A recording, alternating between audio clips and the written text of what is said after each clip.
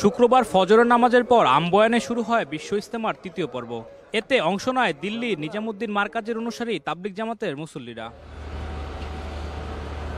সকালে উপস্থিতি কিছুটা কম থাকলেও জুমার নামাজের আগে ভিড় বাড়তে থাকে মুসল্লিদের। জুমার নামাজে ইমামতি করেন মাওলানা সাদের বড় ছেলে মাওলানা ইউসুফ বিন সাদ। নামাজ শেষে দেশ ও জাতির কল্যাণ কামনা করে দোয়া করেন ইজতেমায় আগত মুসল্লিরা।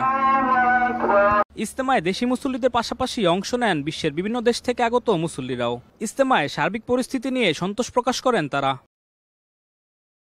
ভিসা জটিলতায় বিদেশি অতিথি এবার কিছুটা কম হলেও বিশ্বের ৪৮টি দেশের ৩ থেকে ৪ হাজার মুসল্লি অংশ নেবেন বলে জানান নিজামুদ্দিন অনুসারীদের মিডিয়া সমন্বয়ক। আজকে আমাদের প্রত্যেক সাথী এই দই হবে কিভাবে আমাদের প্রত্যেকের গুনাহগুলো আল্লাহ তাআলা মাফ করে দেন, আর প্রত্যেককে এরকমভাবে গুনার জায়গায় নেকি দিয়ে দেন। আল্লাহ তাআলার সাথে কিভাবে প্রত্যেক উম্মত সম্পর্ক হয়ে যায়। এর আগে আইন শৃঙ্খলা সার্বিক প্রস্তুতি নিয়ে সংবাদ মাধ্যমে কথা বলেন গাজীপুর মেট্রোপলিটন পুলিশের কমিশনার। বলেন, ইজতেমাকে কেন্দ্র করে সোশ্যাল মিডিয়ায় দেওয়া হুমকি উড়িয়ে দিচ্ছেন না, বরং সেই অনুযায়ী নিরাপত্তা জোরদার করা হয়েছে। ধর্মপ্রাণ মুসলমানরা এখানে প্রচুর সমবেত হবে।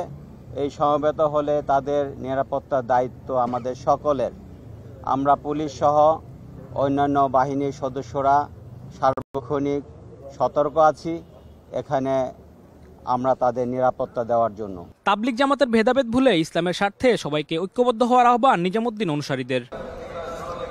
আলিমুজ্জামান সাফওয়ান, দেশ টিভি, ঢাকা।